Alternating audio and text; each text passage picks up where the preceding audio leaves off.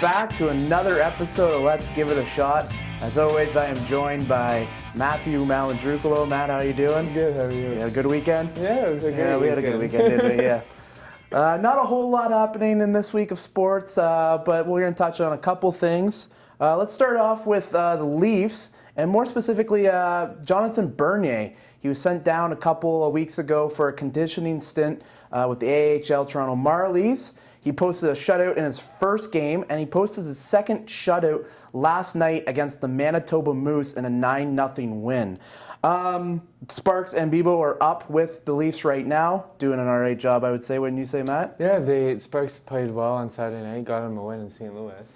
And so let's just talk about Bernier now. What have you seen from him?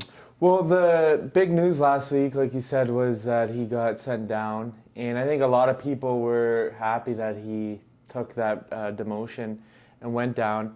But the thing is that you can go down and it can either go well or not so well. And luckily for him, it did go well. He took it like a man and played well, worked on his game. First game, couldn't ask for anything better. I think it was low 20 in shots, so not a lot of shots, and then not a lot of shots yesterday as well. So that way he can focus, and he was able to build period by period to see when you watch him play. He got stronger as the game got on, and I think the first game, especially the second period, they had a lot of good chances on him, and he played well. And Sheldon Keefe came out yesterday and said he was really happy with Bernier the whole weekend. Looked like his confidence grew, and he was just a good pro out there, so that was good to hear. And now the plan is he was supposed to get 2 more games next weekend, so that'll be 4, and hopefully he'll be able to come back up and refine his game with the big club. Yeah, I think this is a good move by the Leafs. He's taken it pretty well, I would say. In his presser yesterday, he was saying, I'm just taking this like an MLB player sent down to AAA. So it's good to hear that he's taking full initiative of it and why they sent him down and just try to get his legs back under him. So I think it was a good move. Now, having said that, do you possibly see maybe there being bad blood with the Leafs organization by him being sent down?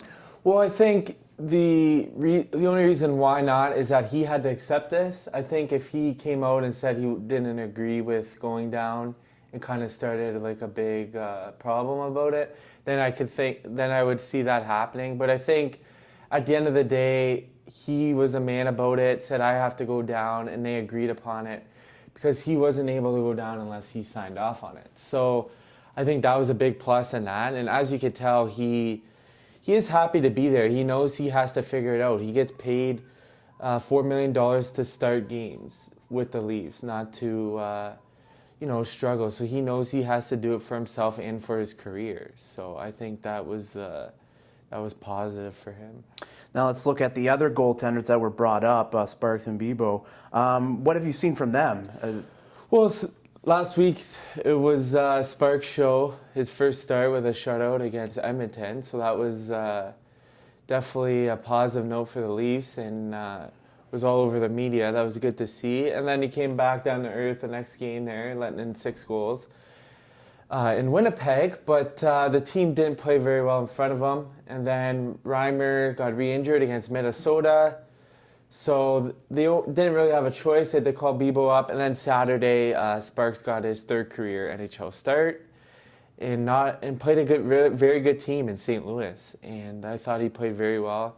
Got a big road win for the club. And he only let 1 goal in, so that was positive. And they won 4-1, and that's a tough building to play in. So I think going forward with the light schedule coming up, 2 games in the next 10 days, I think they'll just run with Sparks and Bebo, and then after the following weekend, Bernier will be able to get called up, and then they'll see how healthy Reimer will be. Now, you mentioned just Reimer there. He did play in Minnesota. He came back from his injury and played in Minnesota, and then after that game, he's out again. Do you think the Leafs rushed him back into between the pipes? Well, that's a tough question because a lot of times that gets questioned. Like when Carey Price came back, got hurt, that was questioned. And Bergevin came out and said straight up that, hey, like we listened to the doctors, we listened to Carey Price, we didn't rush him back. Sometimes with goalies, that does happen. Like, you can come back and re-injure what happened. Because a lot of times in practice, they don't go as hard like in a game, so you don't really know how the body's going to feel and come out of the games. So that does happen, and you've seen it with Price, and now you see it with Reimer. But they did come out and said next couple games, so they'll probably reevaluate him next week. And with the light schedule, I think that'll be good because he'll be able to have some time off. Well, the Maple Leafs are coming off a 4-1 win against the St. Louis Blues on Saturday night, but obviously the goaltending saga continues in Toronto. Coming up next, Kobe Bryant is in Toronto to take on the Raptors in his last game in Toronto. Stick with us. We're going to talk that and more.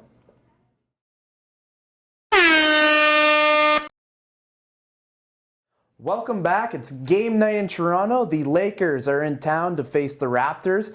Kobe Bryant's last start in Toronto. He said he will be retiring at the end of this season. And for Raptors fans, we all remember the good times and bad times with Kobe Bryant, especially in 2006, Matt, when he dropped 81 points versus the Raptors. Yes. When you think about Kobe Bryant, what comes to mind? Well, personally, Kobe was one of my favorite players growing up. He brought a lot to the game. He was really confident individual.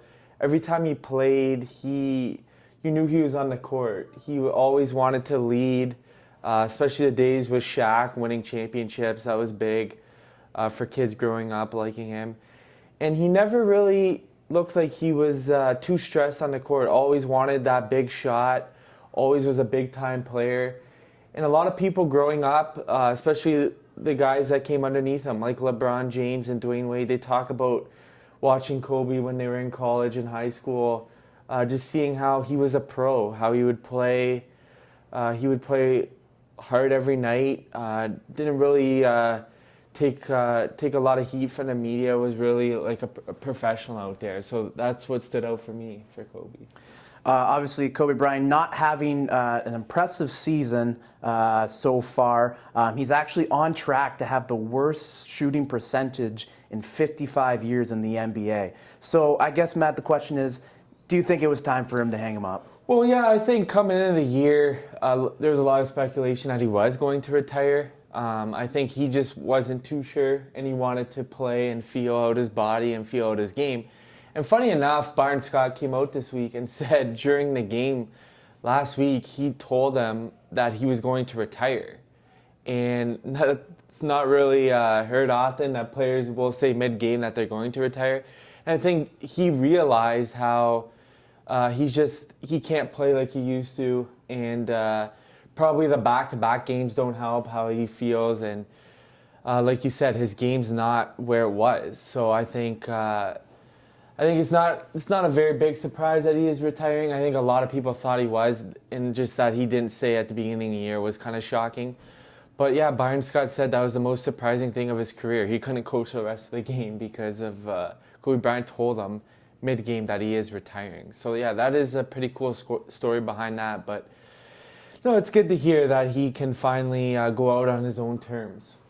I completely agree. Now, sticking with Kobe, obviously this year in 2016 is the Summer Olympic Games in Rio. Do you see him being on Team USA? No, I don't see him playing there. He might go there to help the club. He obviously is well invested in USA basketball, but I don't see him playing. All right, now let's switch things to the other side of the ball. The Raptors coming off a close loss to the Golden State Warriors on Saturday night. Very close game Saturday night. Almost handed Golden State their first loss of the season. What have you seen so far in the Raptors? Well, I think defensively they play well. Like just the way Casey kind of wants to play. I think offensively in their starts are killing them the most.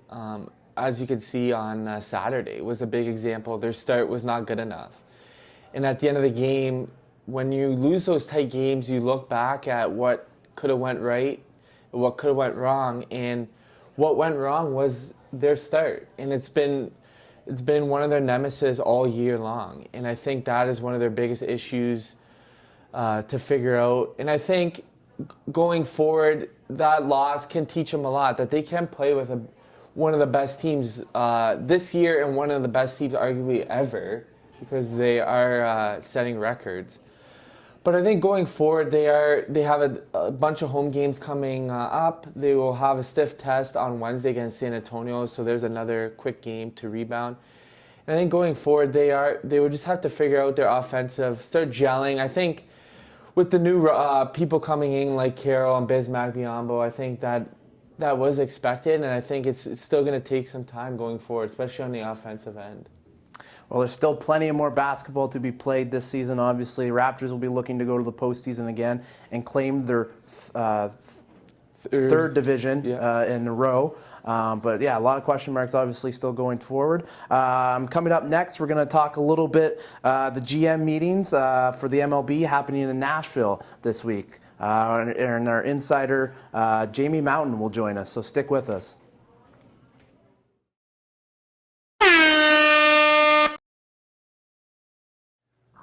Welcome back. We are pleased to be joined now by our baseball expert, Jamie Mountain. Jamie, thank you for being on the show. We appreciate it. No problem. So the MLB having their GM meetings in Nashville this week. Obviously a big hit for the Jays happened last week as they lost David Price to the Red Sox. He signed a 7-year, $217 million contract with the Red Sox, an AL East division rival. They also named their new GM, Ross Atkins, not Tony LaCava. Ross Atkins coming over from the Cleveland Indians. Guys, let's just just talk about Jays. We'll start off with the Price trade. How do you think that was a good move by letting Price go to the Red Sox?